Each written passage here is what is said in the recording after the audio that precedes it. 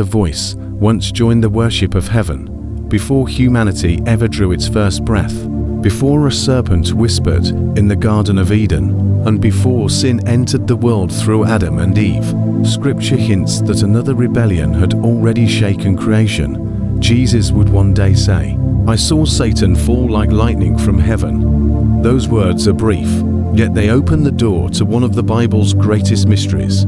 How does a creature created by God become the enemy of God? And how does one who once stood in the presence of unimaginable glory become the deceiver of the nations?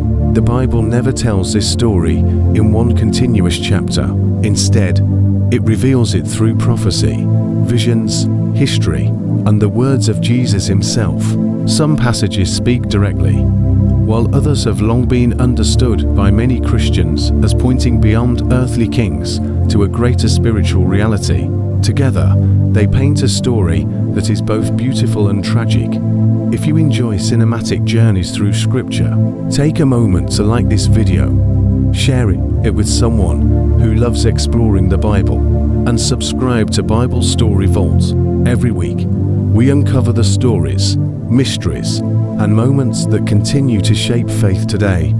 Now let us journey back, before Eden, before the flood, and before kingdoms rose and fell, to a time when heaven itself knew no rebellion. There was no darkness, no sorrow, and no death. Creation existed in perfect harmony beneath the authority of its creator, and every heavenly being reflected his wisdom and goodness. Worship was not forced, it was the natural response to infinite holiness. Among those created beings was one whose story has fascinated readers of Scripture for centuries. The Bible does not begin by introducing him by the name Lucifer.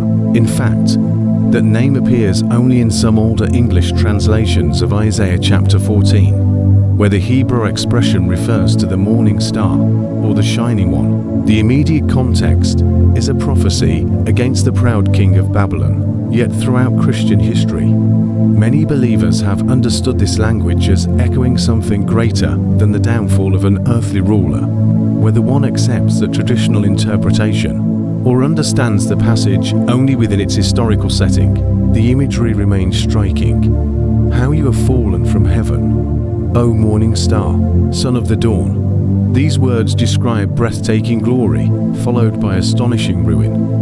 Another prophetic passage often enters this conversation. In Ezekiel chapter 28, the prophet delivers a lament against the king of Tyre. Yet as the poem unfolds, the language reaches beyond ordinary human experience. You were in Eden, the garden of God. You were an anointed guardian cherub. You were blameless in your ways from the day you were created, until unrighteousness was found in you. Many Christians have understood these verses as revealing the spiritual power behind the king of Tyre, offering a glimpse of Satan before his fall. Others believe the passage remains entirely focused on the human ruler, expressed through poetic language. Scripture itself does not settle every question, so we approach these verses with reverence and humility. Whichever interpretation one adopts, a profound truth emerges. Beauty does not guarantee faithfulness, and privilege does not remove the possibility of pride. The imagery of precious stones, radiant splendor, and access to God's presence portrays extraordinary honor. Nothing suggests weakness, and nothing suggests imperfection in God's creation, yet something changed. Ezekiel simply says, "Unrighteousness was found in you." The prophet does not explain when that change began. He does not describe a conversation, and he does not describe a temptation. Instead, Scripture allows the silence itself to deepen the mystery. Somewhere within the freedom of a created being, devotion gave way to self-exaltation. Isaiah then reveals the thoughts of a heart consumed by ambition. You said in your heart, "I will ascend into heaven. I will raise my throne above the stars of God. I will sit on the mount of assembly. I will ascend above the heights of the clouds. I will make myself like the Most High." 5 declarations followed, and every one of them began with the word I. The focus was no longer on God, but on self. The Bible consistently presents pride has more than confidence.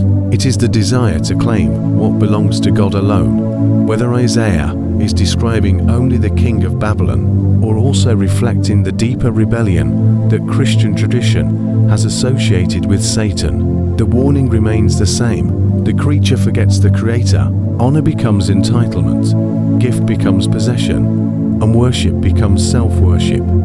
Yet even here, Scripture reminds us of something that is easy to forget.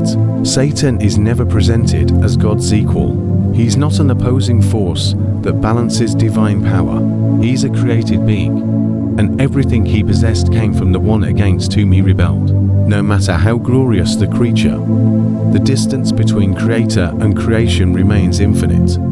Then Jesus speaks as his disciples returned rejoicing that even demons submitted to his authority.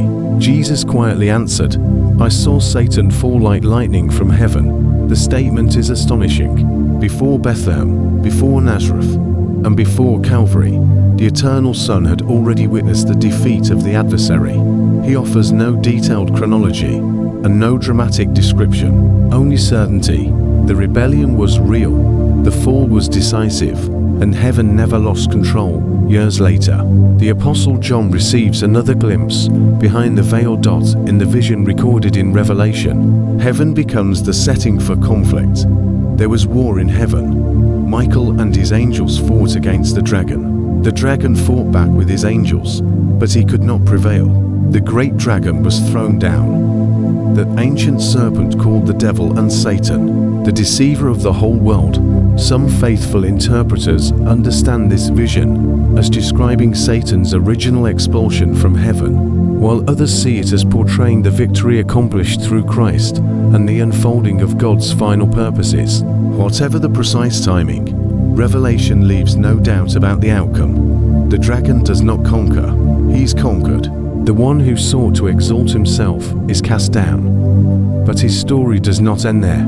The rebellion that began in the unseen realm is about to reach a quiet garden on earth, where humanity will encounter a voice unlike any it has ever heard.